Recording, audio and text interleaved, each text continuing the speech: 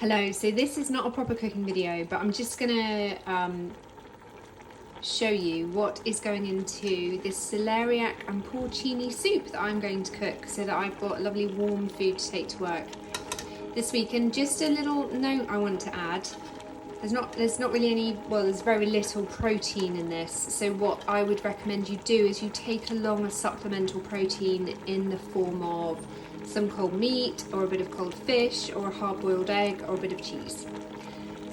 So in here I've got 2 whole celeriacs because I'm making a big batch of this because I'll freeze some.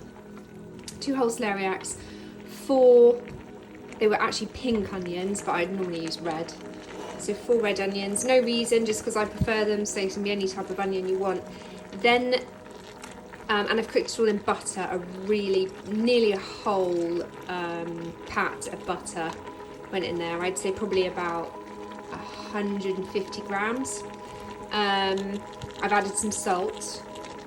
Okay, and then because the mushrooms that I'm using are dried mushrooms, because they just have such an amazing taste, and you soak them in boiling water and that makes a liquor. So the liquor's gone in the soup already.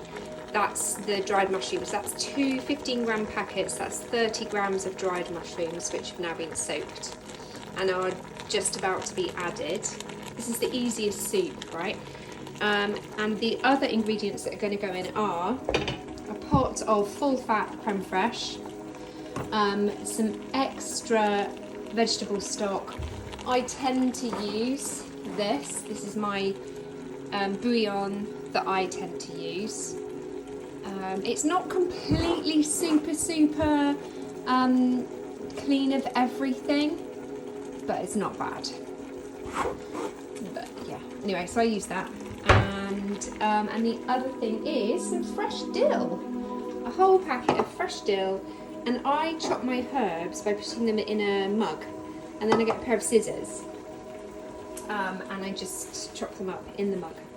And they get added last thing once. Okay, so here's where we are now. So I've added the mushrooms, and I have just added 2 pints of hot stock. So I just boiled a kettle and use boiling water and 2 heaped teaspoons of that bouillon vegetable stock that I showed you.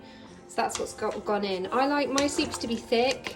I reckon stock, there's no magic sort of number, just don't make soups too runny because I think then you lose some flavour. So that just simmers now till the vegetables are soft, which isn't going to take very long. And then you blend it, and then you add the creme fraiche and the dill right at the end. And that is it. Super simple soup. I'll show you it when it's finished. Okay, so this is the soup that's, well, it's nearly finished, okay? I've blended it. Now there's no creme fraiche in there yet. So what I want to say, I've just put the dill in.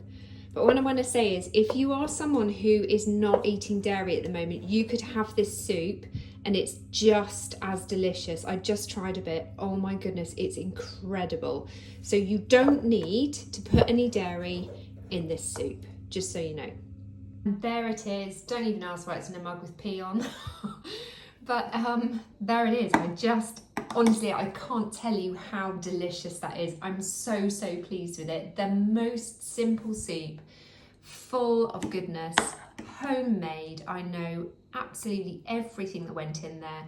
This has got the creme fraiche in now, but honestly, it doesn't need it.